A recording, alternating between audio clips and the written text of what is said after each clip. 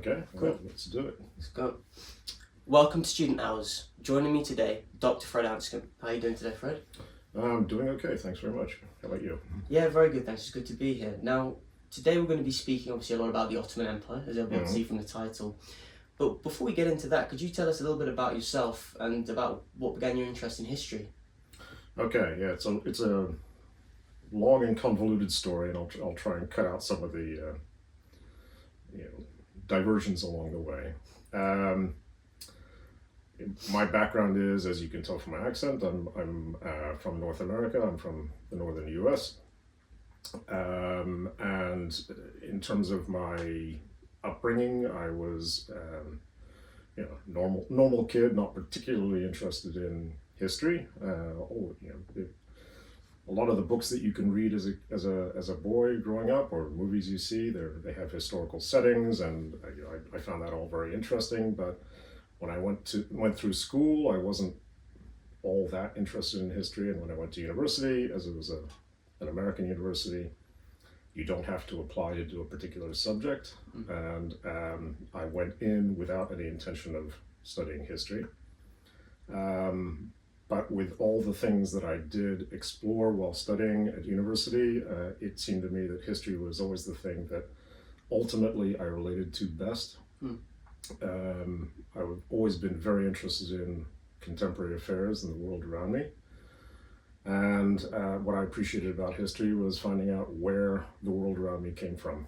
So it was kind of the backstory of what was going on today. Why do you think you weren't necessarily interested in it at first at school? So what kind of things were you being taught at school to do your history course? What sort of things were you being taught? A lot of it was American history, but it didn't matter so much the topic. It was more the approach, which was, I think a lot of people have the experience when they're in school of finding history is going from point A to point B to point C.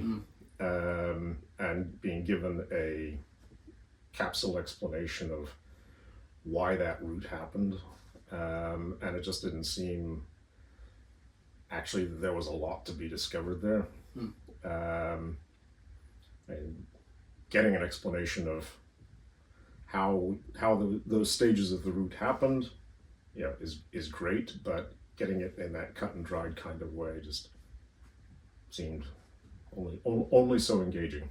Well, I think that's something so many people can relate to, right? Because I was actually naturally interested in it at school, but probably not so much to do with the things I was being taught, more just out of my own interest. But a lot of people, it's seen as just a bunch of boring dates to memorize and things that already happened. Why does it matter?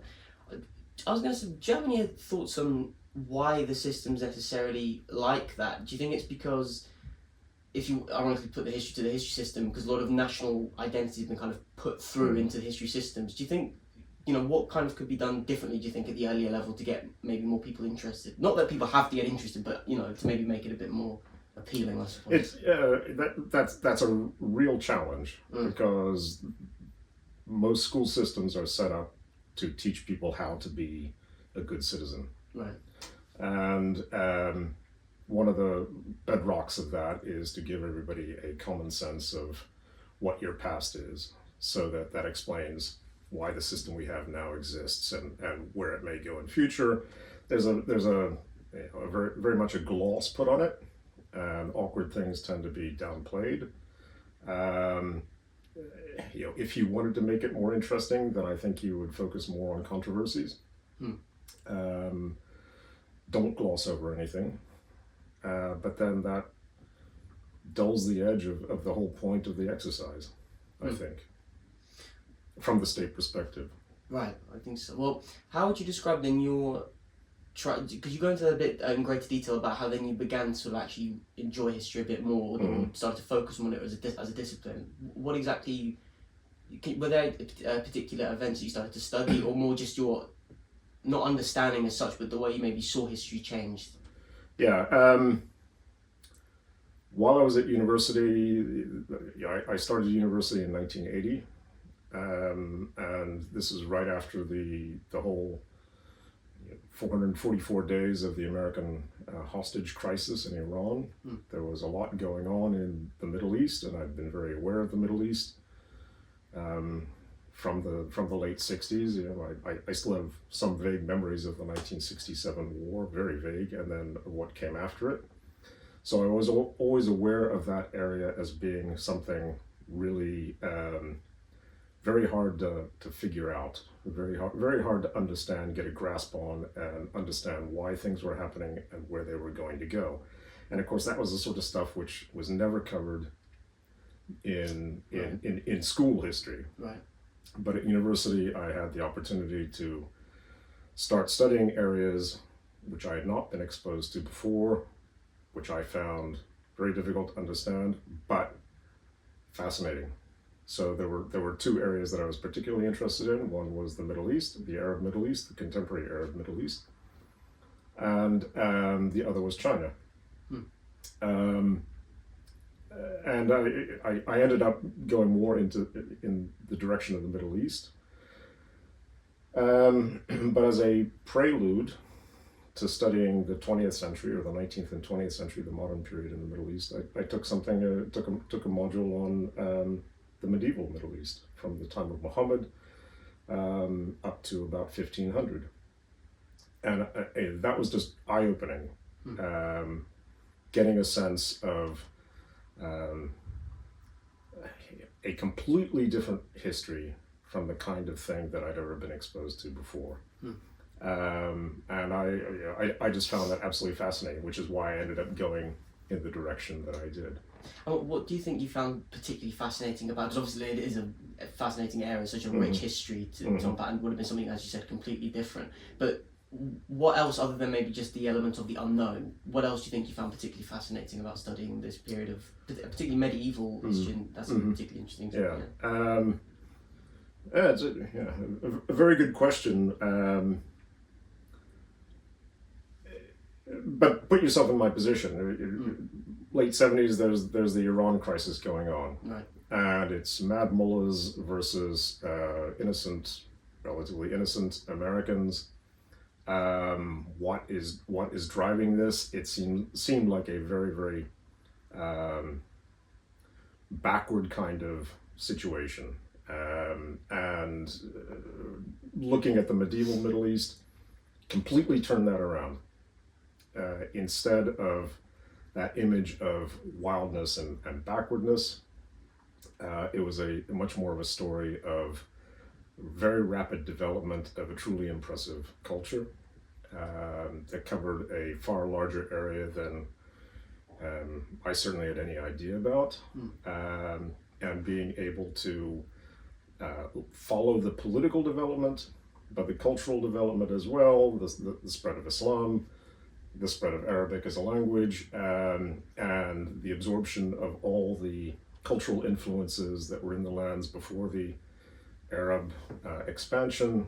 All of that was a completely new kind of story for me, which I found absolutely fascinating.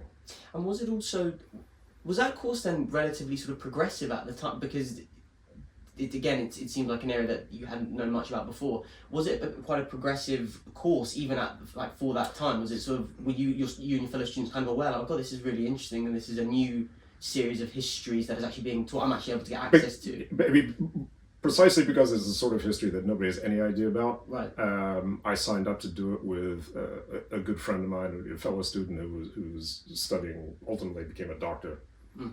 And because of the American system, whatever you end up studying, you have to have done a variety of different things along the way. So this is going to be one of his ways of fulfilling a distribution requirement. And he said, "Yeah, that sounds interesting." So we did it together, and we both found it absolutely fascinating. And one reason why we did was that the lecturer was very good, and he was a specialist on that time period. It turned out to be very, very famous. Went on to a very illustrious career. It focused upon that first century of the Islamic period. So he knew how to teach. He knew the material brilliantly, backwards and forwards, and he had us all eat it around his palm.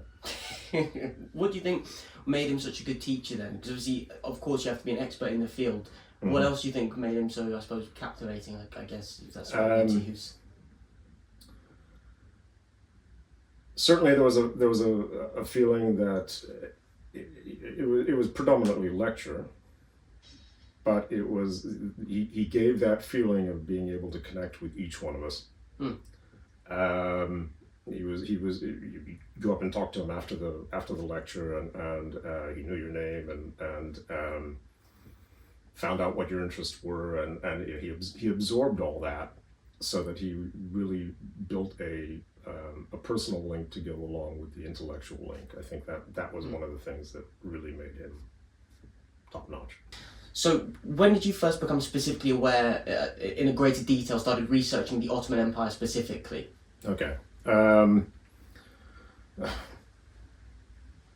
However long we go on talking for, it's going to seem like everything that I do is kind of by accident. So I ended up studying history after trying a variety of other things and deciding, well, actually history is just basically more interesting because it's storytelling.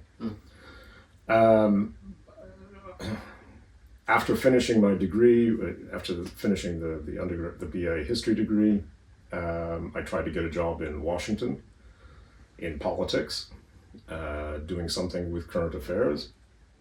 And so kind of my dream job would have been eventually to go work for the State Department, join the diplomatic corps and follow current events from the cutting edge. Live abroad all the time or much of the time and so forth. That just seemed exciting to a 21-year-old.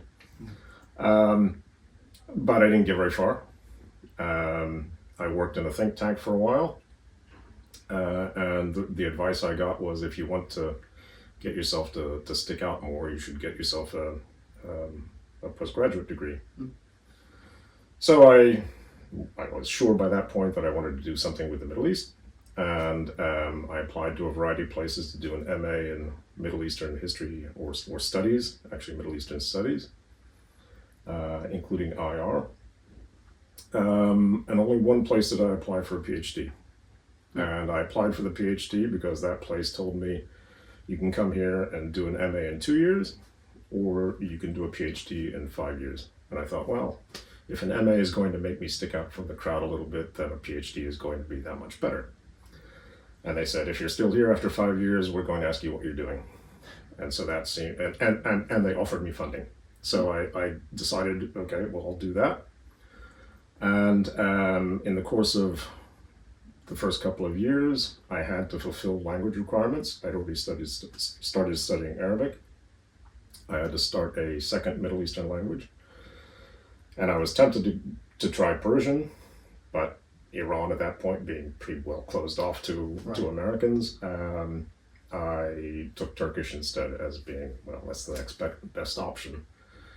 And once I started studying Turkish, I'd never had a great deal of interest in Turkey as a country and its history, but all the tutors who I ever worked with just assumed that because I had studied Turkish, that I would be interested in doing something Ottoman. I see. So my supervisor, when we were talking about possible thesis topics, he kept pushing me towards the late Ottoman period, so the end of the 19th century, beginning of the 20th century in the Middle East, trying to get a picture of how the modern Middle East was shaped. And that's, in the end, what I did for my PhD thesis, was looking at the Persian Gulf in the late Ottoman period, what was the Ottoman Empire up to there, in competition with the British Empire in particular. And it took me longer to finish that than it should have, due to a couple of problematic events. And when I finished, the one job offer that I had was to go teach Ottoman history in Bulgaria, at the American University in Bulgaria. And they had advertised that position for a couple of years, and I was the first person to apply who had any plausible claim to be able to teach anything about the Ottomans. So I went to Bulgaria for what I thought was 3 years, and it turned out I stayed 9. Wow. And it was during that time that I would say I became an Ottomanist. I moved further and further away from the 20th century Arab Middle East, and further back into Ottoman affairs, and particularly Balkan Ottoman history.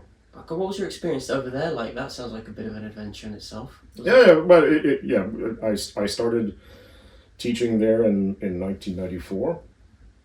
The university had been in existence since 1991 or 92. Wow.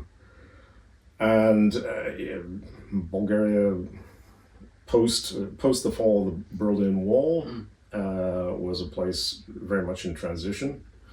A lot of signs of the previous system still evident, but things changing very rapidly. So it was a very adapting to try and fit in there in any kind of way, and teaching a type of student who I never would have come across in the U.S. or here for that matter. It was a long process of adjustment. There were things about the university itself which also were very much in transition, which were, if anything, harder to adjust to. But my having gone there was something that I never regretted. It proved to be difficult to find a job from there, but as an experience, it was brilliant. Yeah, and what sort of things, just out of interest, were in transition? What do you mean exactly at the university?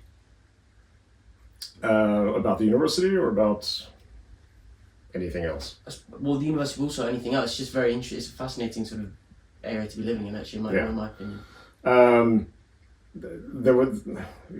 It was the American University in Bulgaria, which had been set up with money from the U.S. government, and also money from the Open Society Foundation, the George Soros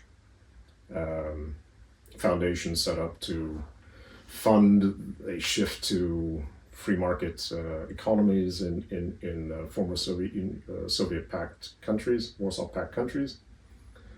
It was a place which attracted a really strange variety of people. I can imagine, to be honest. To both act as administrators and as staff, faculty.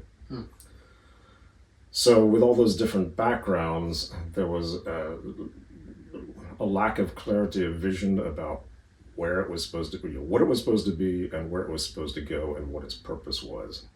At least that's how, looking back at it now, that's how I would put it. So there was a lot of turnover amongst teaching staff, a fair amount of turnover amongst administrative staff as well, and so that sense of clarity of where we're going and what the future is, that took a long time to develop. That's what I mean by the adjustments were maybe harder to make for the university than for being in Bulgaria itself. Right, so have you ever been back to Bulgaria since at all? I have not been back to Bulgaria since. Okay. I have wanted to go, but haven't made it yet. Not yet, not anymore. No.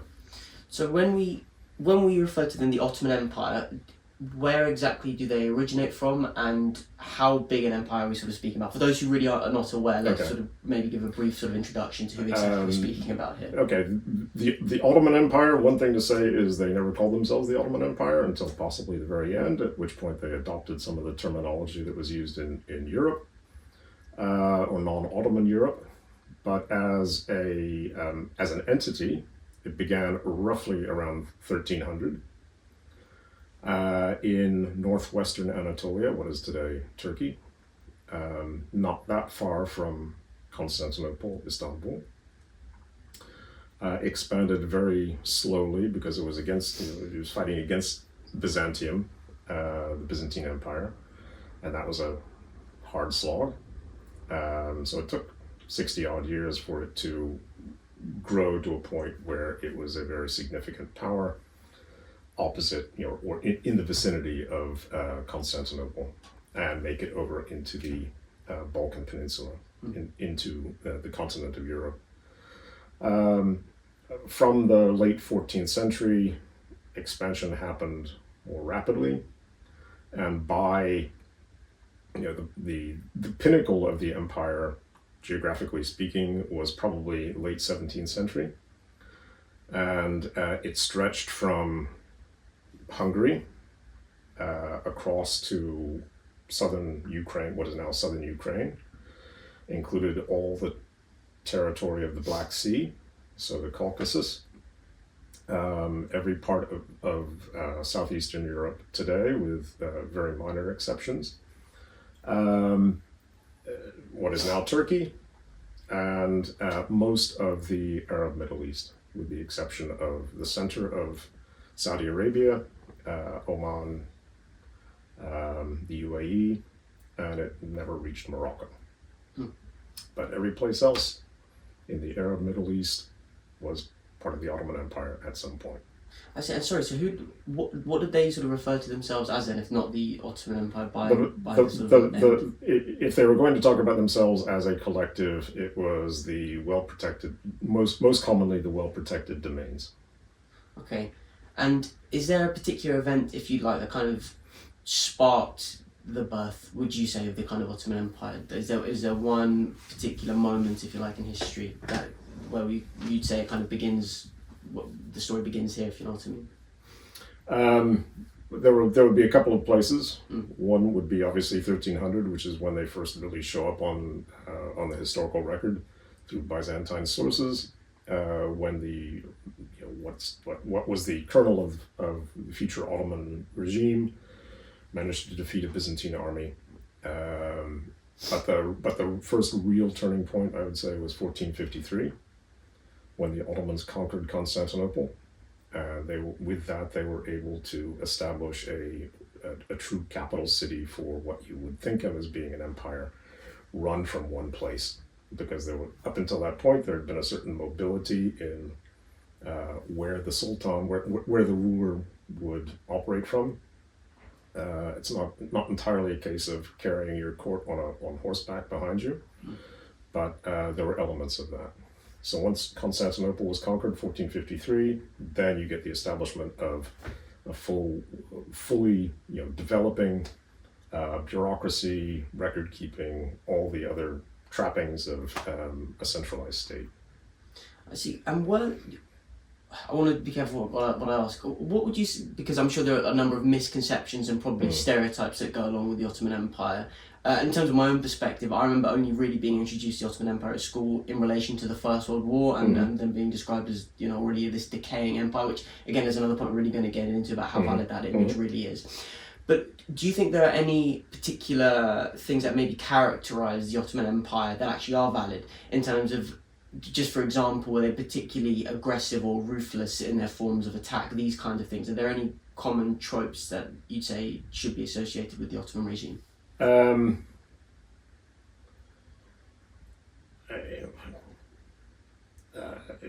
If you were attacked by the Ottomans, you knew it. Yeah, there's no disguising that fact. I don't think that they were particularly ruthless by the standards of the day, or actually any standards throughout that time period from 1300 up to the early 20th century. The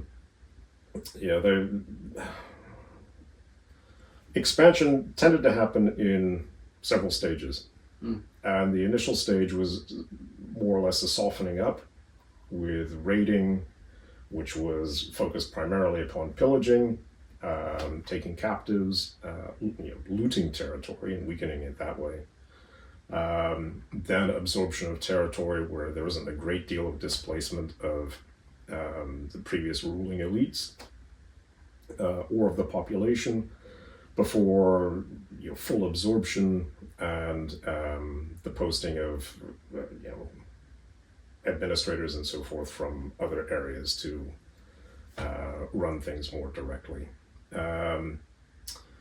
That's I think one reason why they were able to expand as they were, and expansion happened really quite quickly. It's kind of reminiscent of the early Islamic period.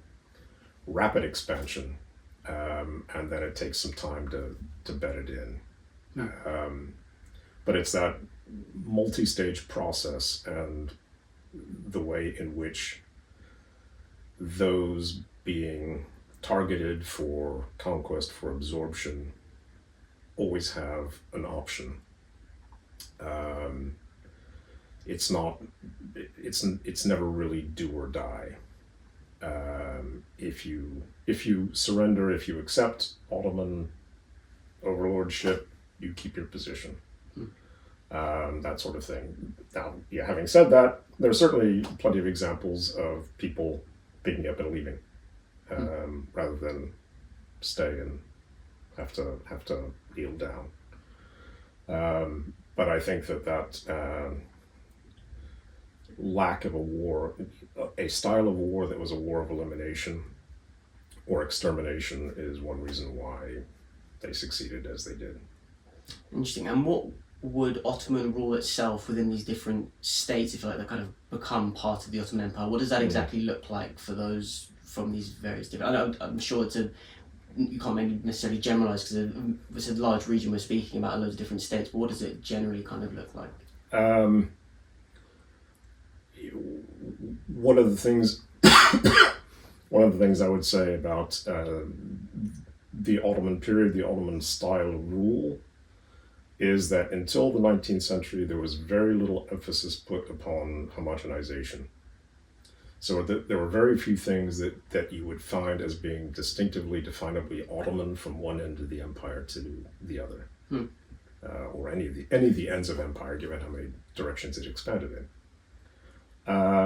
And there were only a handful of things that the ruling elite was really very interested in. One was military, the ability to make war against foreign enemies and to keep the peace at home. Upholding that peace, and by that I would mean not just policing people so that crime is kept down and people kept in line, but having a system of law that would be open or available to all populations, and of course collecting money, tax collection. And in each of those elements, each of those main areas of concern, there was always a clear influence of local conditions upon how those things were done. So I said that expansion into new territories went by various stages, and for every territory that was incorporated into the empire, one of the first things that would be done would be to take a survey of population and of terrain and so forth. And the first part of that survey would include a statement of these are the laws and practices which will apply in this new territory.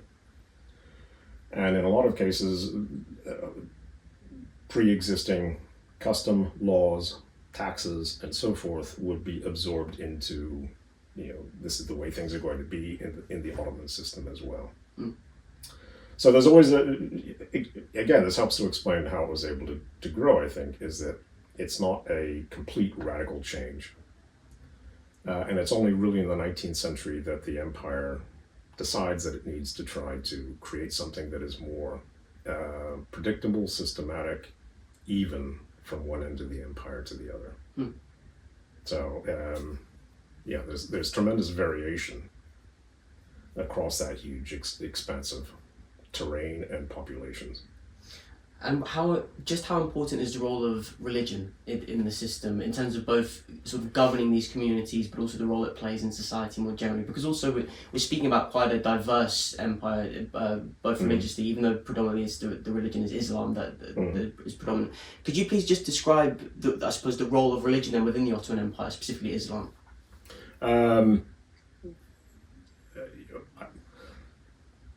Again, I would say I have somewhat of a minority position or view on this, but it seems to me that the Ottomans saw themselves as being first and foremost an Islamic power. They ruled in the name of Islam, and practically everything they did, particularly after 1453 or from the 16th century onwards, had an element of Islam and Islamic justification woven into it. So law was based in Sharia.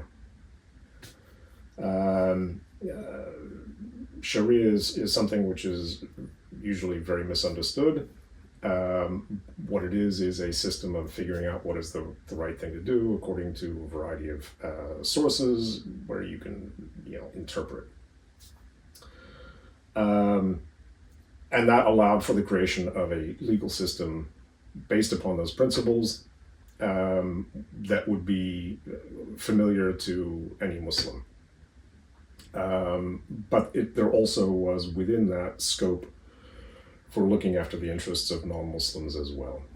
And the Islamic identity of the Ottomans, I would say, was one that was most conducive to allowing the voices of non-Muslims to be heard and to be responded to.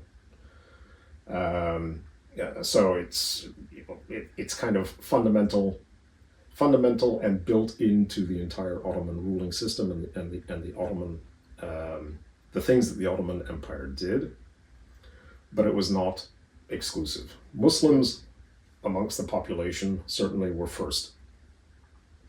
In legal terms and in many other terms, they were regarded as being the important population as far as the empire was concerned. But it was also regarded as being part of the duty of a ruler, in Islamic tradition, to look after the interests of all the population that had accepted him as being the legitimate ruler. Some of the burdens of the things that the Ottoman ruling system demanded fell more heavily on non-Muslims, on Christians and Jews, than upon Muslims, and there were other elements which fell more heavily upon Muslims. So, for example, if there were three main areas of interest for the Ottoman governing elite: warfare, keeping the peace, and taxation. Taxation fell more heavily upon non-Muslims, and military duties fell much more heavily upon Muslims.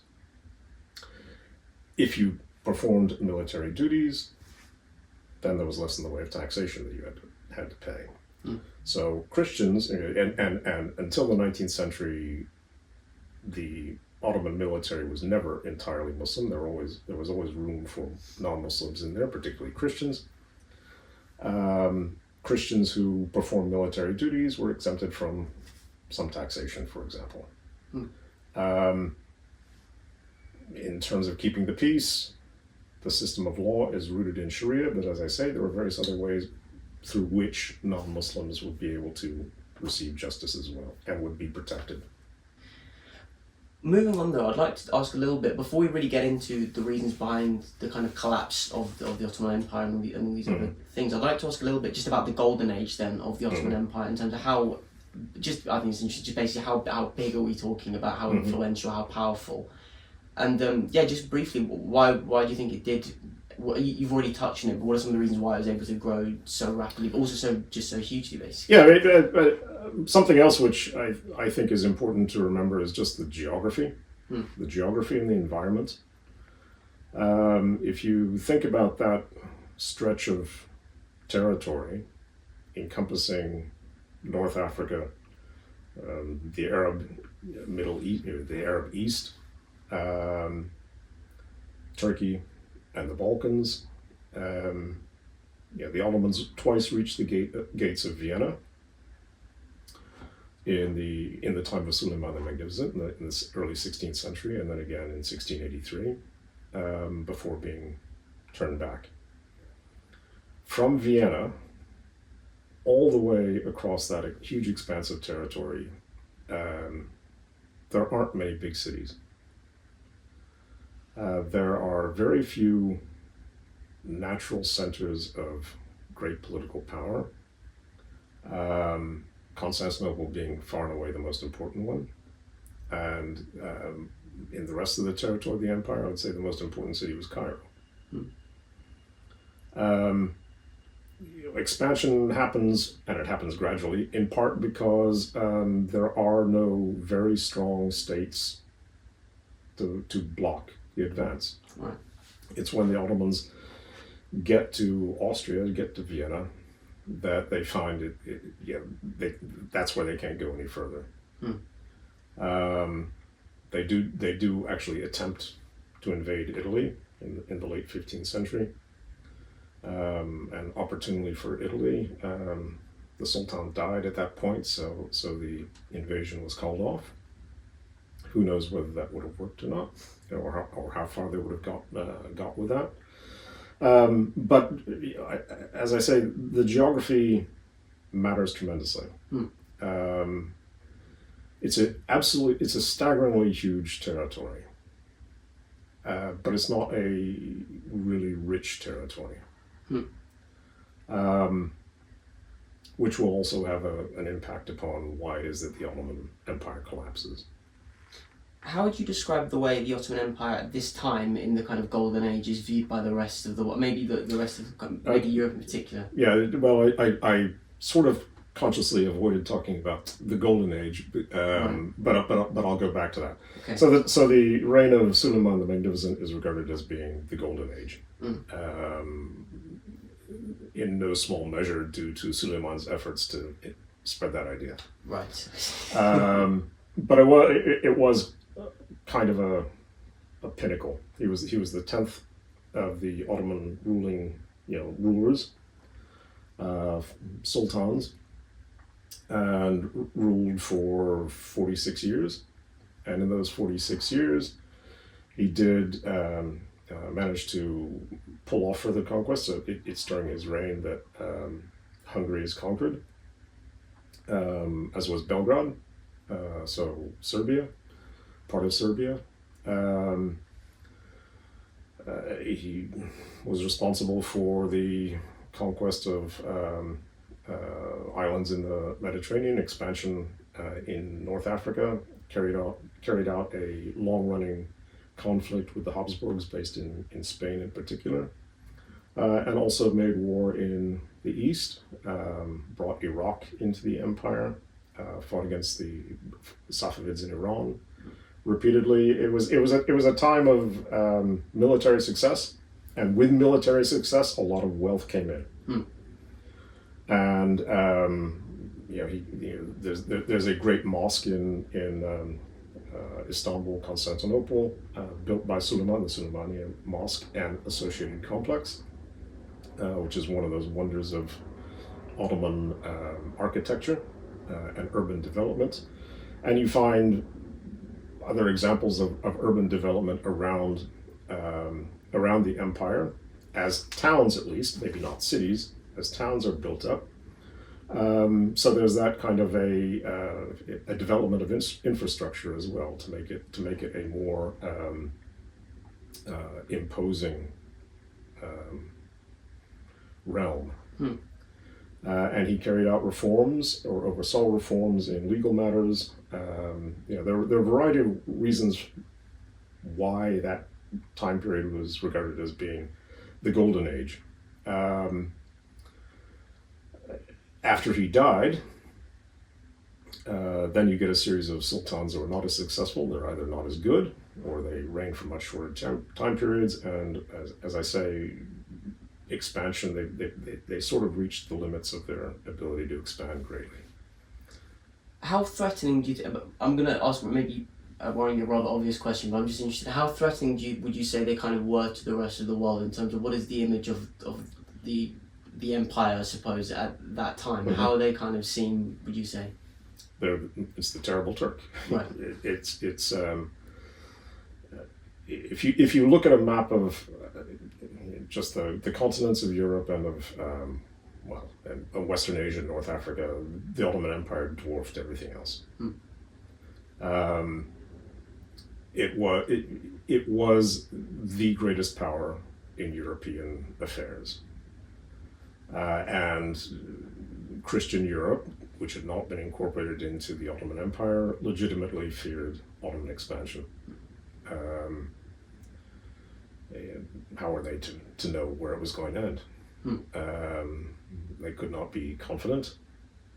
Probably the greatest shot in the arm for European morale was the Battle of Lepanto in 1571, when an Ottoman fleet was destroyed during the course of campaigning over the future of Cyprus. The Ottomans actually subsequently took Cyprus, but the Battle of Lepanto was the first time when an Ottoman force had been very decisively beaten. And so that was celebrated across much of Christian Europe as a sign of, okay, we're not doomed. One of the areas I'd like to speak about a little bit is the Balkan Revolutionary Age. I was wondering if you could maybe introduce us to what this period actually is, and how influential was this towards, I suppose, the beginning of the destruction of the Ottoman Empire, basically. Okay. The Balkan Revolutionary Age is a term which comes out of Balkan historiography, and which I've adopted and sort of turned around a little bit. But the Balkan Revolutionary Age, the two events which are really brought front and center when talking about the Balkan Revolutionary Age, you mentioned the dates of 1790-ish to 1830-ish. Yes. And in 1804, there was a rebellion by Christians in the province of Belgrade, which became the territory that became the core of Serbia, of a post-Ottoman Serbia. And so that was one event, and that took years to be sorted out. And the other event was the more famous Greek revolt, or Greek uprising, which had several different branches to it. One in what is now Romania, in the Danubian principalities, and the other in the Morea, primarily in the Morea, in what is now southern mainland Greece. It's the little peninsula off the southern tip of Greece. The uprising in the Danubian principalities failed very quickly, but the one in the Morea lasted.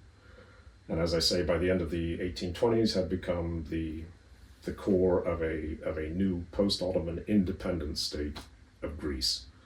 So the establishment of an independent post-Ottoman state in the Balkans, and not just at the fringes of the Balkans, but well within the Ottoman perimeter, I think was tremendously important, both in how Europe viewed the Ottomans and also in how the Ottomans viewed the Balkans and the population as a whole, or the territory as a whole.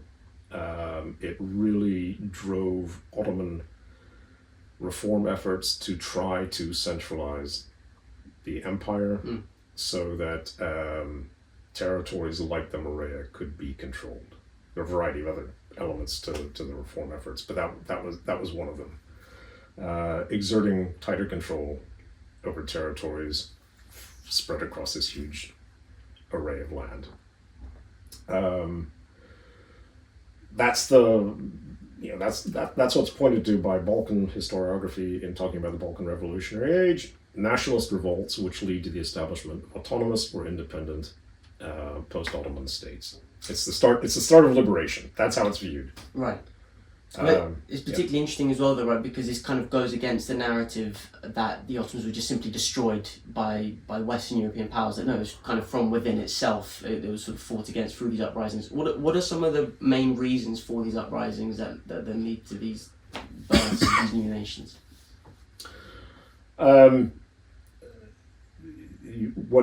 way that I would explain them is that they were not. They certainly were not nationalist uprisings. What they were uprisings. In the case of Belgrade province, it was an uprising that was to some degree actually backed by Istanbul to control garrisons in that province who were starting to run amok. And I've got an explanation for why they were running amok, but they were, the garrisons themselves were effectively throwing off the authority of Istanbul or demanding that Istanbul act in a different sort of way. And until they did, this was how the garrisons were going to act. So the Christian population took up arms to defend themselves against those garrisons, fought to expel them, drive them out, drive them somewhere else, or get them to surrender. And it's only after those garrisons left that it became, quote unquote, a revolt, because the Christians who had taken up arms did not want to give up the arms because they'd been through this before, and very sensibly they said, if we stand down and disarm, the same thing is going to happen. And it's that refusal to disarm which leads to a conflict with forces loyal to Istanbul, who up until that point had effectively been fighting alongside the Christian militia. That's what turned it into something much more like a rebellion. It wasn't a successful rebellion. It continued, but the way in which it won was it came to be championed by Russia. Right. And Russia, this is also the period in which the Napoleonic Wars are going on. Right. Everything's happening, breaking loose and happening across Europe. And it's that effective Russian intervention, including fighting against the Ottomans, which lead to an arrangement whereby Belgrade is given, or the Christians of Belgrade are given an element of rights to control their own destiny. So it's a clear step towards autonomy. The Christians are going to look after themselves, which was fundamentally what the population had been trying to do from the beginning. Right, because I remember reading that, and a lot of the issues kind of revolved around or at least perceived inability under the Ottoman Empire for people to have justice kind of properly enabled or acted out. Could you go into that maybe a little bit? Yes. Or would you like to take a break? I'll just try and address the dry mouth thing. Yeah. So what I would argue, having looked at this, at all sorts of things that were going on in the Ottoman Balkan provinces in the late 18th century, was that in the aftermath of a couple of very disastrous wars fought against the Habsburgs and against the Russians, that the authority, the military power and the authority of Istanbul had declined, had not completely ended, but they declined.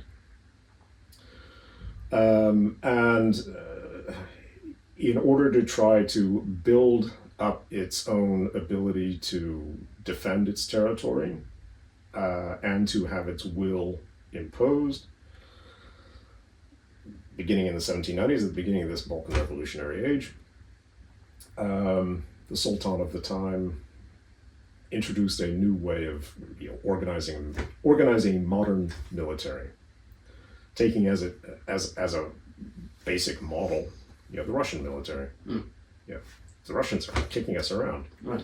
In order to stop that, we're going to have to become more like them, which raised all sorts of practical problems for some who had fought against either the Habsburgs or against the Russians in those previous wars.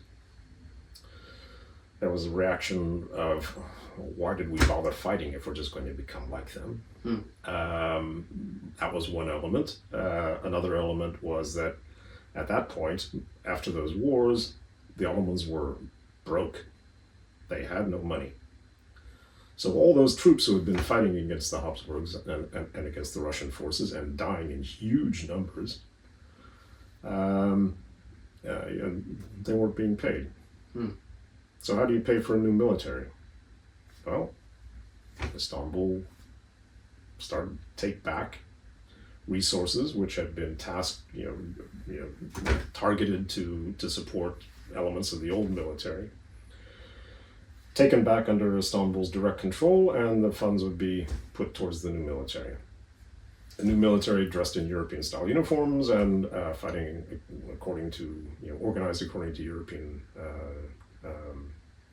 regimentation and with European-style drill. All those things. There was a tremendous shift of very scarce resources towards this new project, which looked really fundamentally kind of iffy or dodgy. Why are we doing this? Why fight against them if we're going to become just like them? Hmm. So that leads to a lot of trouble, unrest throughout the provinces, particularly in the Balkans, but not exclusively in the Balkans. And that's the breakdown of the idea of justice. Things happen because Istanbul orders them to, or because Istanbul's representatives refuse to follow orders from Istanbul. I see. And just to clarify then, how exactly would you describe when exactly does the Bulkan Revolutionary Age kind of end exactly? And could we maybe sort of set the scene, if you like, for the Ottoman Empire in this period when it's ended, just because then we're about to sort of transition? Okay, well, I would say it ends in 1839. Okay. Because what happens is, from that period of early 1790s, let's say 1792, when this reform, Europeanization or modernization of military organization and supply kicks off until 1839. That's an extended time period in which that kind of turmoil in the provinces is going on. Intermittent fighting against external foes, intermittent fighting against internal rebels, Christians and Muslims, and an increasingly harsh attitude being taken by the center. Here's a phrase which may sound familiar to you, or should be familiar, that either you're with us or against us. Hmm. And that was kind of the attitude which the Ottoman Sultan in the 18-teens, 20s, 30s took. Hmm. If you're not one of my men, you're out. Hmm. And when I say you're out, for a lot of people, that meant that. And at the very least, you're going to lose your resources. It was a matter of very harsh and seemingly arbitrary taking by the center, and then resistance by a lot of provincial leaders and a lot of the provincial populations. Greeks, Serbs, Bosnians, Albanians, Bulgarians, large parts of the population in turmoil. Hmm. And it spreads into the Muslim majority Middle East as well. So the way I see it, by the 1830s, there's effectively a civil war going on in the Ottoman Empire, and by 1839, Istanbul itself is on the point of being captured by one of these rebels, who is based in the other great city of the empire, Cairo. For non-Ottoman Europe, there is a very clear idea of the Ottoman Empire being in really deep, serious trouble. Right. There's a lot of talk about decline, but you can find that in the 18th century as well, and certainly you'd find it later on in the 19th century as well. But in that period, 1790s up to 1840-ish, it seems as though the Ottoman Empire is on the point of breaking apart. And its reputation in Europe never really, I would say, recovers from that. Why is it that at the beginning of the 1830s, also, Istanbul was vulnerable to being captured by forces from Egypt? And why did it not happen? Because the Sultan had to call in Russian troops to protect him. Now, that's a sign of how far things had gone. Right. The Russians, ever since the end of the 18th century, end of the 17th century, until the end of the empire, the Russians were the great enemy. And in the early 1830s, the Sultan has to call them in to protect his position. Do you know, that's such an interesting point. Just that in itself really almost sums it up for me. Because you can just imagine if you were within the Ottoman Empire itself, you think, is this a joke almost? You know what I mean? Like, Jesus Christ. And just to explain why the Russians were okay saying yes was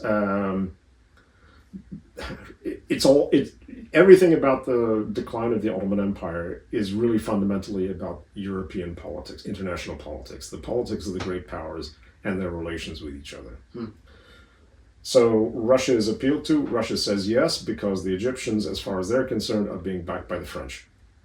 Right. And France is the hotbed of revolution. You've got a revolution now coming out of Egypt that threatens to overturn everything, and revolution makes everybody very uncomfortable. So the Russians are quite happy to send troops and ships to protect Istanbul, thereby also making sure that they've got a veto over anybody else getting hold of that waterway between the Black Sea and the Aegean. Why exactly was Russian and French military sort of superior then by this period in comparison to the Ottoman Empire? Because you've obviously mentioned that at the Golden Age, the Ottoman Empire, one of the strongest armies. How does this change then by this period of the kind of late 18th century? Yeah. France traditionally or historically actually had quite good relations with the Ottoman Empire. So France invaded Egypt in 1798, and it was Napoleon actually, and that was a shock, because up until that point, France and to some extent Britain were regarded as being the most reliable European interlocutors for Istanbul. And then for the French to turn around and conquer the territory. I mean, how could they? Which leads to a first alliance with the Russians and the British, just because of that Napoleonic, or the aftermath of the French Revolution.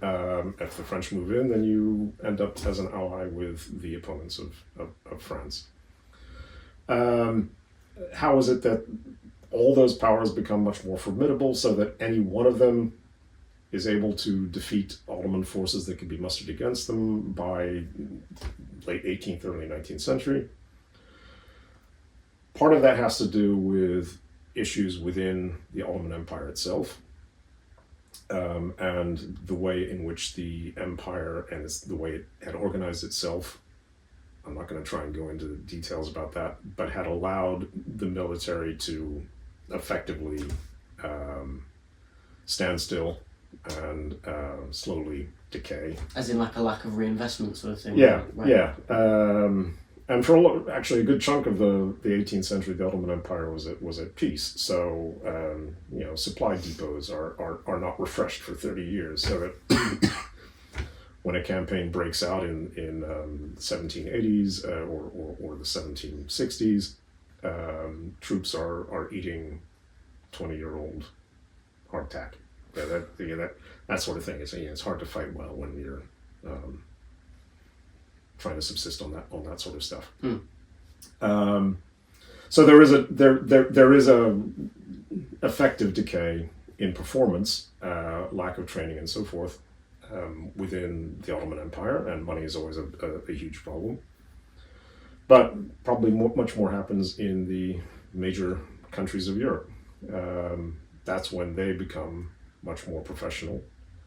The size of their armies increased tremendously. And I would say what drives that is that the 18th century is a time when the powers of Europe beat each other bloody. Right. And that's how they learn what is effective. That's how they train, they sharpen up the skills, and they sharpen up the supply lines.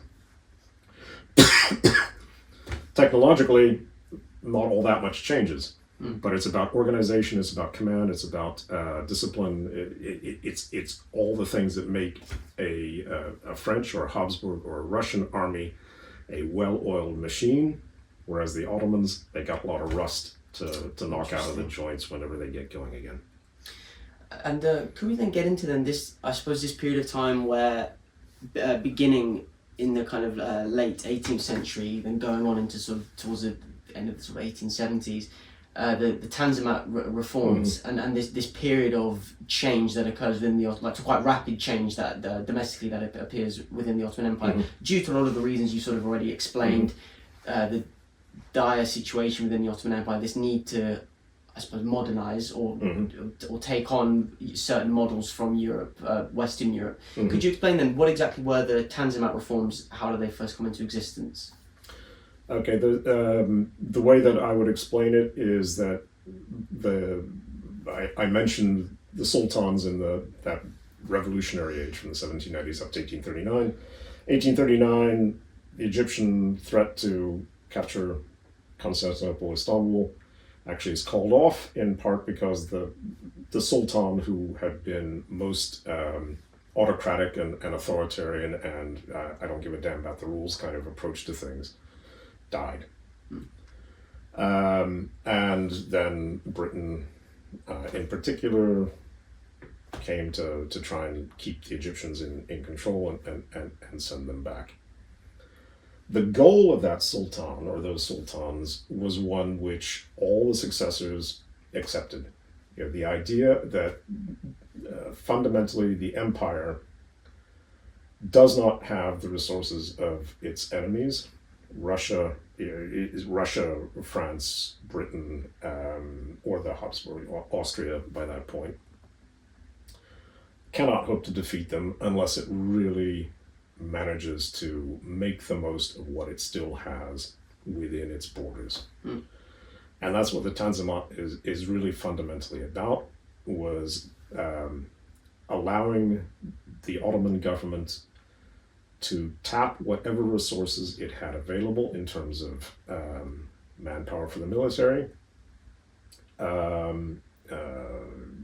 tax revenues, industrial base or building up an industrial base, anything that could be done to allow the Istanbul to have the resources necessary to defend the borders of the empire. But the big change with the Tanzimat is that Istanbul says, yeah, we're going to keep on with this, but from this point onwards, unlike the previous period, everything we do, we are going to do in accordance with the law. So no more arbitrary confiscations of wealth, no more arbitrary killing of people. If you're ever punished, it has to be done, through effectively a court of law, in accordance with the law. And where law doesn't exist at this point, we will draw up regulations, which will be, consonant with the Sharia, but it will give you an idea of how we're going to go about doing things. And that is really what the Tanzimat is about. 1840s, 50s, 60s, 70s, and I would say it continues on until the end of the empire. It's about Istanbul doing its best to try and make its own authority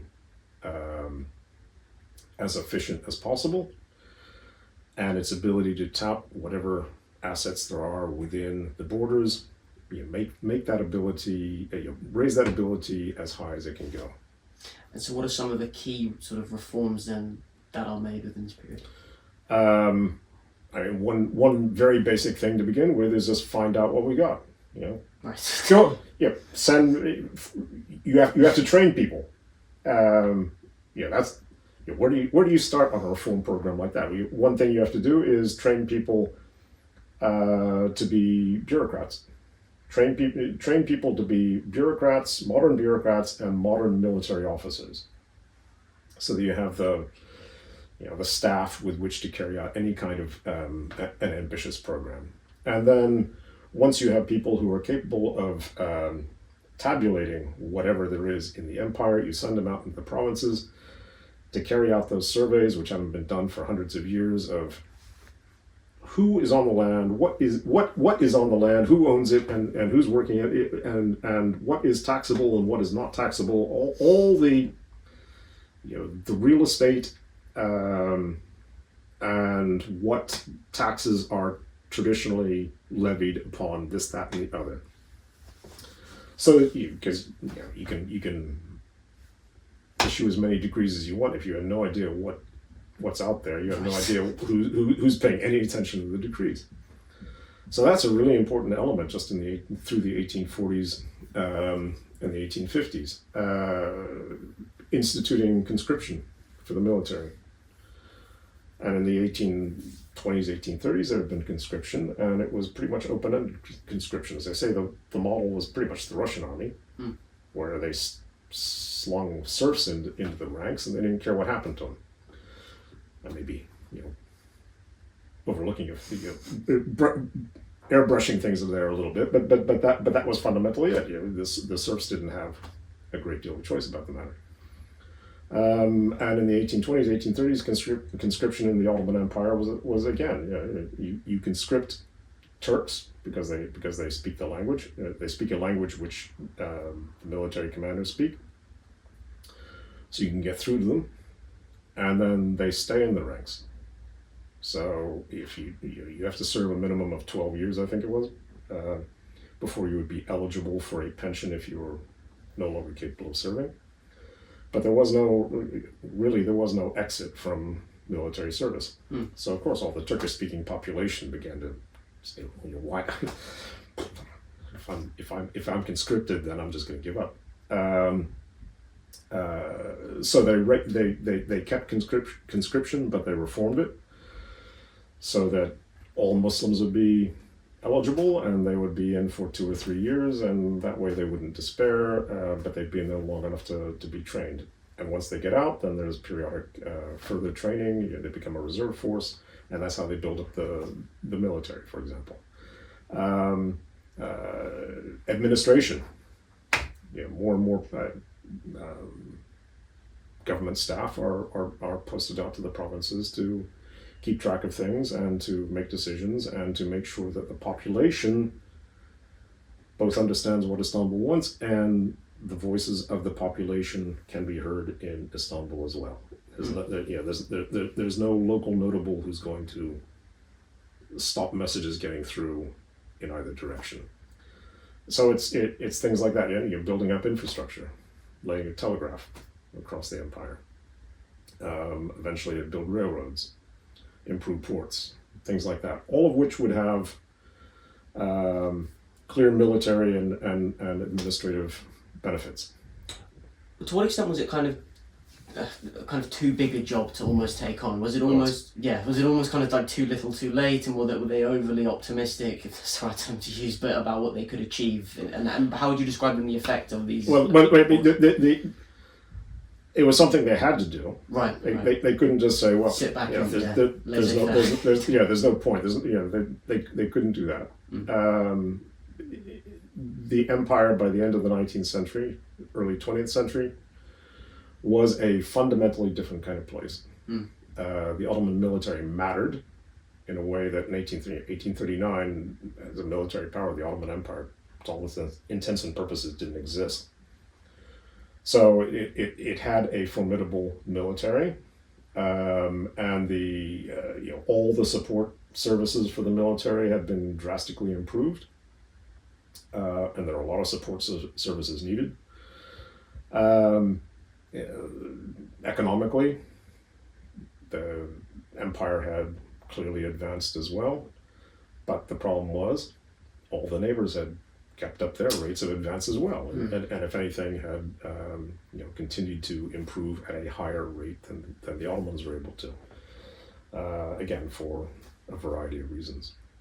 Do you find that at all kind of troubling at all? I'm not that I'm particularly sad about the end of the Ottoman Empire or anything like that, but I just mean the way that seemingly just through kind of their neglect, obviously there are other important factors, namely the rise of the military strength of Western Europe, but that seemingly just through neglect, something like this can kind of just happen, if you know what I mean. You have a power seemingly so indestructible, as we sort of mentioned earlier, then seemingly just through a few generations of neglect. Again, I know I'm hugely oversimplifying it, but that it can just kind of happen, and then you can get to a point like that where all of a sudden it's, well, we're kind of, shit, I mean, what do we do? Do you find that, because you can apply that to so many other cases, I'm sure, in history, and you don't have to just apply that to empire.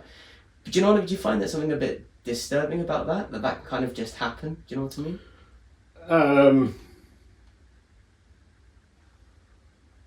Disturbing isn't really the right word, or I wouldn't use that word. What would bother me more is to put it in terms of an Ottoman decline, because I don't think that they had a very significant decline. What happened was a much more rapid pace of change in the countries around it that were fundamentally hostile to it. And as technology changed, the imbalances, the disparities became that much sharper. So in the age of Suleiman the Magnificent, in the Golden Age, or in the 17th century, as I said, the Ottoman Empire was the great power in Europe. And if you look at the map, you understand why. It's a huge territory, and I talked about the Ottomans in the 19th century wanting to be able to tap whatever resources they had within their borders. They did that much less efficiently in the 17th century or the 16th century, but given the size of that territory and the assets that were in there, they could field a force which was more formidable than anything that Europe could put in the field. There was a lot of consolidation over the course of the 18th century in non-Ottoman Europe, states growing larger and more powerful, and at that point, after that, particularly after the invention of steam and steam navies, then what had made the Ottomans really powerful and frightening in the 16th and 17th century becomes a great weakness for the empire in the 19th, because a huge territory could muster a huge army in the 16th century and throw it at Vienna, because it's a narrow front. They may not be able to campaign very long, but there's a huge weight that you can put on that narrow front. In the 19th century, that huge territory is all front. There is very little territory which is not vulnerable to an outside power. Again, thinking of the map, there's a huge coastline that has to be defended. Not heavily populated, very difficult to defend. The Ottoman defense problem is mind-boggling. And in the course of the 19th century, yes, there's great modernization of the military, and the Ottoman military is much more formidable. But it ends up having to be posted all around the empire because every part of the empire is vulnerable. So when Russia invades, Russia has its relatively narrow fronts that it can push through. The Ottomans have to gather troops from all scattered army corps. It takes a long time to bring them to bear, and it's a clear military disadvantage.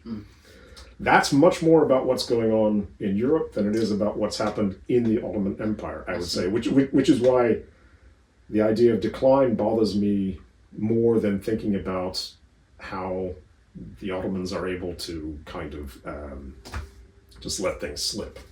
There were serious factors which inherently made the challenge for them difficult. I understand. Yeah, I understand. And but do you think it was at all possible that, because you can't expect them to be able to predict the future, but do you think if there had been different policies made or different precautions, I understand exactly what your previous point was, that knows more to do with the might of the Western powers, how history changes. But do you think there was anything that could have been done differently by the Ottomans themselves that could have changed their predicament at all, or do you think it was just always inevitable with the might of Russia and even France, that it was just always going to be inevitable? I think sooner or later it would have happened. Right. There were certainly decisions made which turned out to be very bad decisions, and maybe the worst of them was deciding to go to war with Russia. It's always a bad and the Habsburgs in the 18th century, because those were wars effectively of choice. And those who made the decisions were overly confident because, well, we used to be this great power, and I'm sure that we'll be this great power again. And it turns out no. By the time you figure that out, the Russians have thumped you, and you've lost whatever the troops you were counting on. That you've been able to put in the field, and you have to come up with some new ones, and that's when everything starts to fall apart. So to sort of conclude then on the Tanzimat Reforms, and how would you sort of describe then the overall impact that they had on the Ottoman Empire?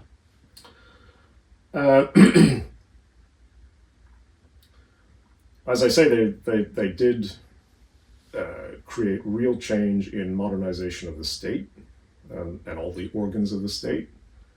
They did homogenize the empire more than it ever had been before, in some areas at least. Tremendously boosted education, which had long-lasting knock-on effect. Created a massive bureaucracy, a state-dependent middle class, if you will, which will have an effect upon where the end of the empire will go and what comes after it. One of the points that I would just like to stress, or that I normally would stress, is that it was all about modernization and creating efficiency. It was not about westernization per se. There's still that sense of the threat to the empire. The empire's continued existence is fundamentally from Europe, not internal. And you want to learn from your opponents, from those threats, the ways that they have developed that have given them strength, so that you can use that strength to make sure they don't swallow you up. That's a distinction which I think frequently is missed. Why do you think that is?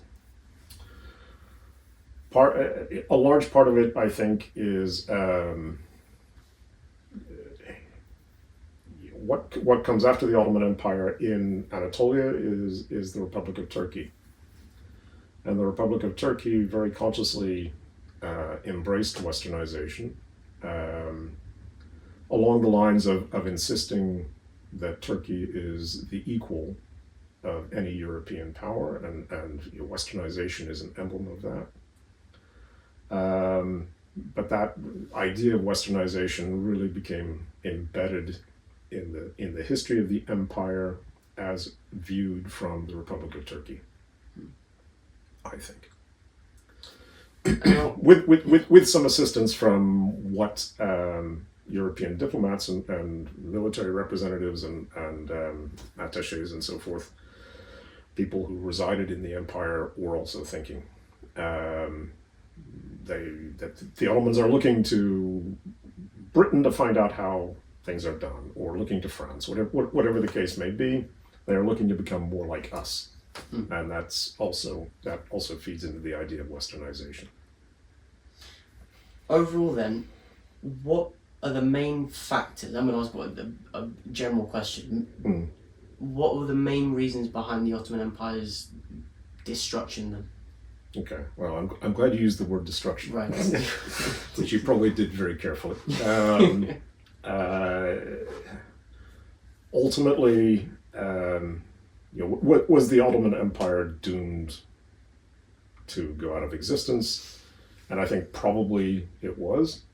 But every piece of territory it lost, that shrinkage from the gates of Vienna down to the gates of Istanbul, and from Algiers to, again, the gates of Istanbul, all that comes through the diplomatic and the military action of the great powers of Europe.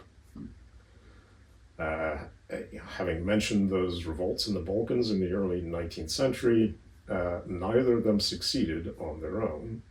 Both of them resulted in autonomous or independent territories because of the intervention of Russia in the case of both Serbia and Greece, but in the Greek case as well, France and Britain joining in too.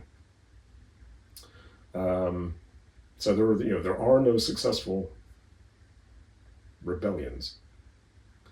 There are certainly no nationalist movements that succeed in the Ottoman Empire. It is effectively broken up by the great powers of Europe. Powers of Europe. And is that sort of summed up then, the Western European threat, is that almost just sort of summed up by the First World War? Would you say the First World War is kind of the final nail in the coffin, or coffin, sorry, or is it already kind of? It pretty well is. Yeah. The empire did not, die at the end of the war, but it was supine and in a position to be killed off. And whatever was saved, what became the Republic of Turkey, was the result of an extended military campaign, which was organized against the orders of the Ottoman ruling elite after the war. So the First World War really was pretty much the end of things as far as the Ottoman system was concerned.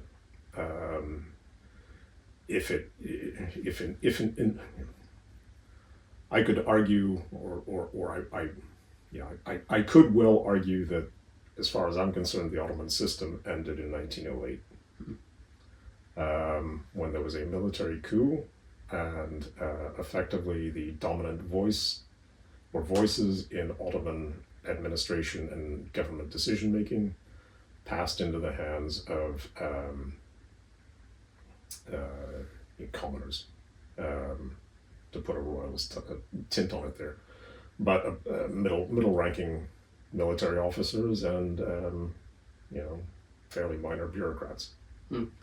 They asserted the dominant voice, which ended up taking the Ottomans into the First World War, and they prosecuted the war, and they lost the war.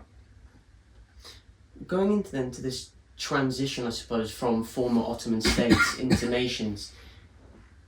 Are there any kind of common themes that emerge within these newly formed states? And again, I know we can't generalize, but I was just wondering, are there any kind of key themes that emerge within it, for example, in Greece or in Turkey? Are there any immediate kind of priorities that emerge that are common amongst? The most pressing problem, I would say, was that every post-Ottoman regime, with the exception of Turkey, all of them effectively were put in place by, as I say, European action, with European powers setting about the creation of nation states because that was the way of the future.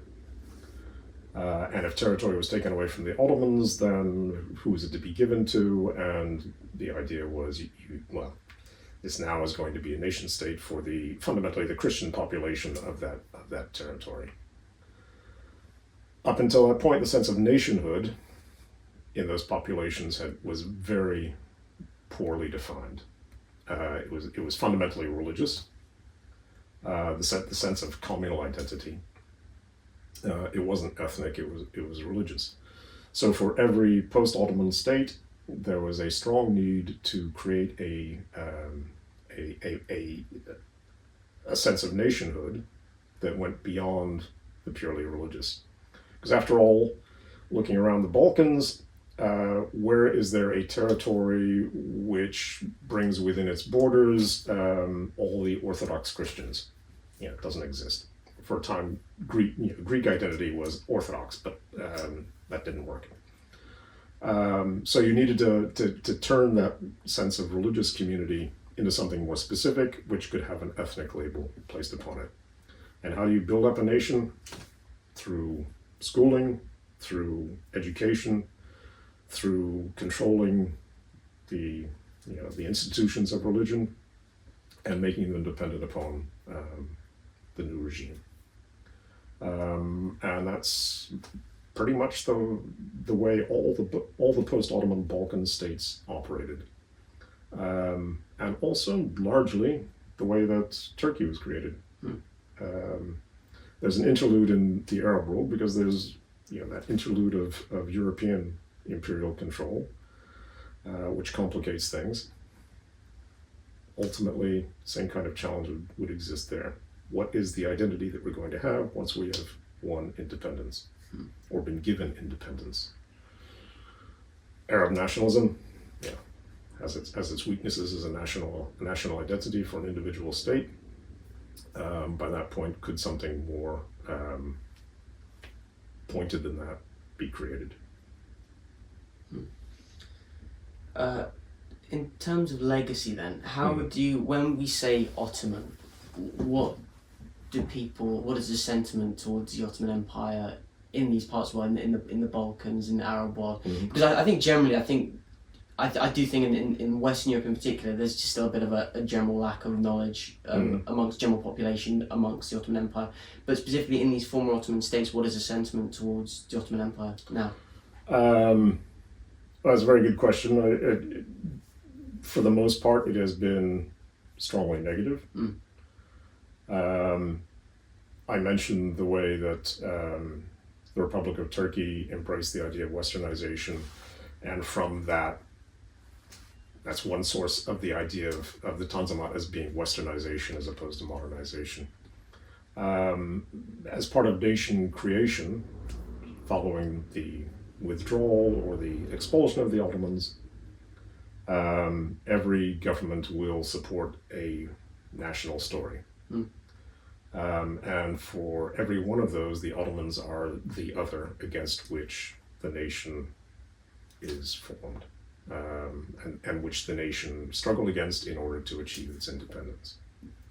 So the folk memory, or the popular memory, now here we are 100 plus years since the end of the empire, the memory is extremely negative in the region. It's actually more positive, I would say, in Britain than it is in the Balkans and across much of the Middle East. The one exception, I would say, is Turkey now.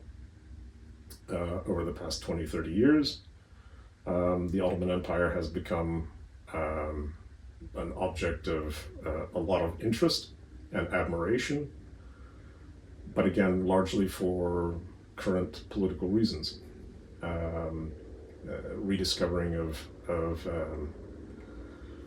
Turkey as a power based upon Islam, and with the rise of parties, particularly the AK party in Turkey now of Erdogan, identifying with Islamic values. I wouldn't really call it an Islamic party, but or an Islamic government, but certainly identifying with Islam. That element of the Ottoman past has become an object of real fascination, and you see it. It plays out in all the different TV shows and movies that are made, in public ceremonies, in all sorts of ways in which the Ottoman past is in one way or another highlighted as being something to celebrate.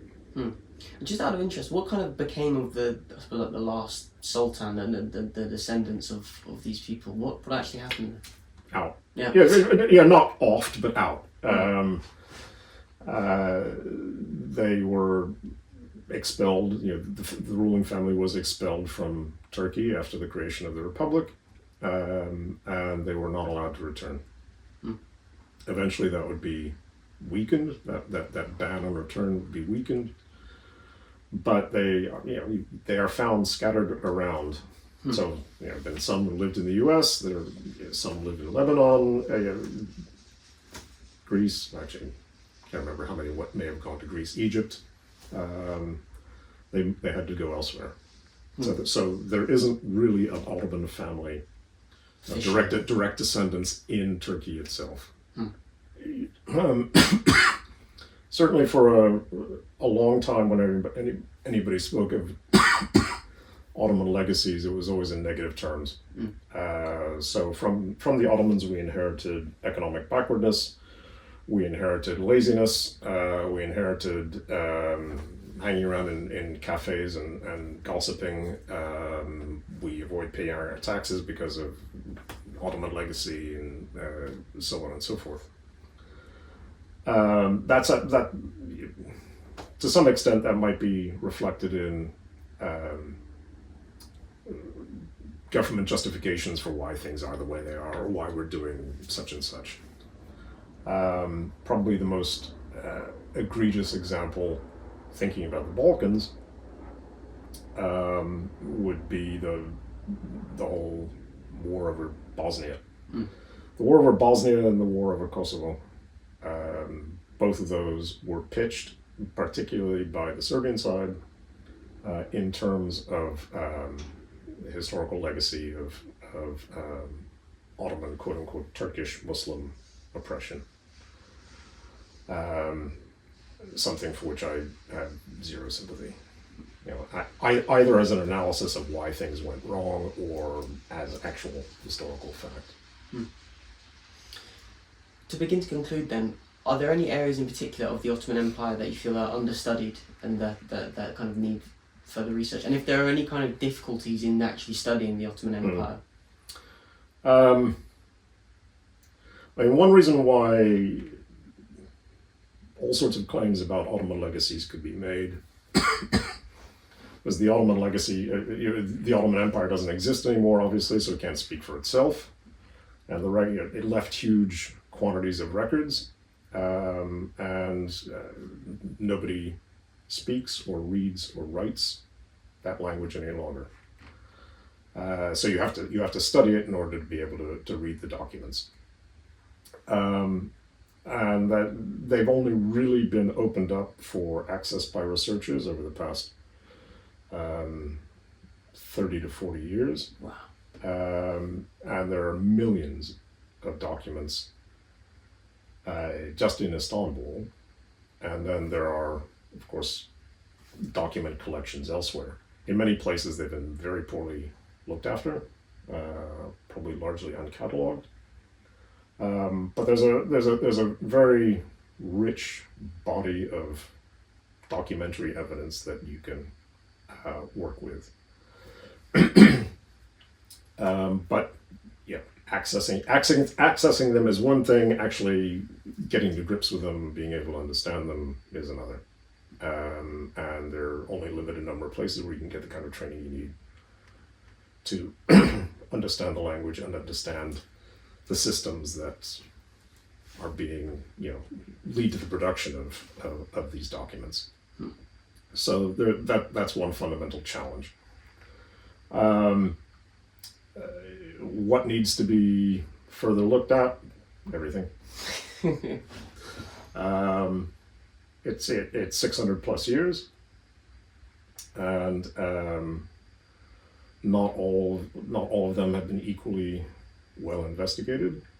I don't think any have been fully investigated. 19th century has been better pored over, and early 20th century in particular, than other time periods. So I would say the further back you go, the more there is to discover, or the more there is that we don't know. But then the resource base thins out, of course, to make it more difficult. More is known probably about Anatolia and to some extent the Arab world than about the Balkans, I would say. And the Caucasus still, almost untouched. What is one book or books that you read that have maybe had the greatest impact on you? Are you talking personally or in terms of subject matter? Personally. Personally? The book that I have read most frequently in my life is, I think, probably Jane Austen, Pride and Prejudice. Really? And that's because I've got tremendous admiration for her skill in plotting and the care with which, there are very few words in that book which don't matter. And everything is tied together in a really neat, tight package, which is told with a good degree of humor. And so, just as an exercise in writing, in telling a story, I've always really admired that.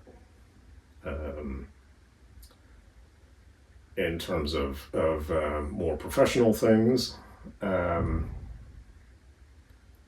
I've long been a big fan of a big thick history by Martin van Creveld, The Rise and Fall of the State, or Rise and Decline of the State, I'm not exactly sure of the title. That's most people who write about the state as an institution, do it from a social science perspective. So he's relatively rare in being an historian who writes in detail, knowledgeable detail about everything to do with political power and the institutions of power. Another book which I've really enjoyed and found hard to find a replacement for was a book by Houston Smith, The World's Religions, which, from a sympathetic point of view, discusses each of the major world religions. As I say, I can't think of anything that parallels that or equals that. And something which I've just been using recently, thinking about political Islam in the post-Ottoman period in particular. It was a book written back in the 1980s by Edward Mortimer called Islam and Power, I believe, about various Islamic political movements over the past couple of 100 years. Written by a journalist, and for the most part, I'm not terribly satisfied with journalists' accounts of history, but he really does a very good job. What was your biggest fear when you were younger? Unemployment. No. What is your biggest fear today? Unemployment. Yeah. Well, I mean, there are all sorts of personal things that I would have fears about, more fears about today than I did at the beginning of my career. But there's always that one where I feel very thankful that I've got a job. Yeah. What is one piece of advice you'd give to your younger self?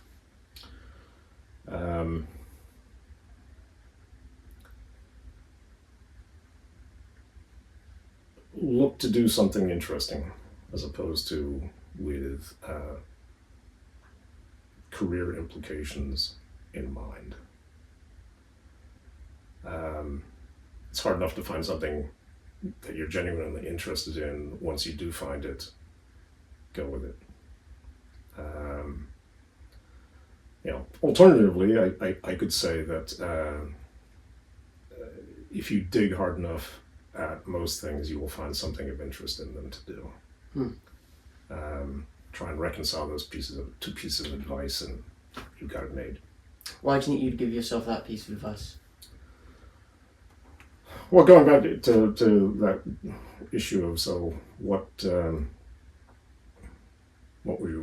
was I worried about when I was younger, and unemployment, going through a postgraduate degree, going through a PhD program. It's a lot of working on your own and working on a fairly narrow topic, and it is very easy to doubt the wisdom of what you're doing. I'm finding this interesting. At least I was finding it interesting, but after the third year, it's getting to be a little tired. But I'll keep on with it. Is anybody else going to find it interesting, or am I really just going to be talking to myself for the rest of the time, for the rest of my life? Am I going to really struggle to find any kind of meaningful job with this? And why I would give the advice that I did is that you can't predict. I became an Ottomanist by accident. I became an historian. I became an academic. I became an Ottomanist. All these things by accident. And in each case, I ended up happening upon that accident by doing something which intrigued me and which I found in and of itself interesting and worth doing. Don't try and predict where something is going to lead you. Follow it if it interests you, because you'll stick with it long enough to make something of it. Do you think you felt at all kind of pressure? Did you feel like you had a lot of pressure put on yourself, or just on yourself, in terms of to try and find that kind of path to take, if you know what I mean? I think a lot of people, Right. have exactly this problem. You finish your the normal amount of schooling. What do you do? And if nothing has really lit you up by that point, or if you have, as happened with me, I had a particular interest, but I wasn't going to get very far. I wasn't getting very far with it without further training. Yeah. Sorry, once again, I've totally forgotten the line of thought. What was the question? Do you think you had kind of a lot of either by you or external factors? Do you feel like you had a lot of pressure? Yeah. Yeah. So that a lot of it's self-imposed pressure. You can get it from external sources as well, but there is always that feeling of when I was doing the PhD program, as I say, you're kind of off there by yourself, and it's almost like your life is in limbo. There is that pressure of, well, I've got to get past this so that I can start doing something meaningful. So there is always pressure. I was very fortunate in that my family, my parents never added terribly to that pressure. Not everybody has that kind of support system, but the pressure is to try and make up your mind and get ahead. They were very strong when I was young, and I'm sure they're very strong now. So everybody will feel that pressure. Well, finally then, what would be some piece of advice you'd give to young people today? Pretty much what I just gave about myself. If you find something that you are interested in, it will be more worth your time to follow that than to try to steer yourself towards something where you think, if I do this, then I will get a job with a higher pay level, something like that. A short-term switch off emotion and then all that work.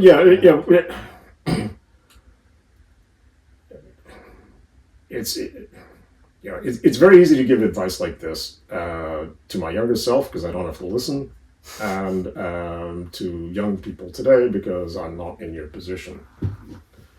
But it does seem to me, and in talking to people who come to study here as adults, a lot of them wish that they had followed what they were interested in, rather than doing what they thought would be more quote unquote useful. As I say, it's easy advice to give, but I would encourage people to follow what they are interested in from an earlier point rather than having to worry or regret it and go back to do it 25 years later. Well, on that note, Dr. Fred Anscombe, thank you very much for your time. No, it's been a pleasure. Thank you. Brilliant. And as I said, the links to all the work discussed will be in the description. Please go and check it out. Thank you very much.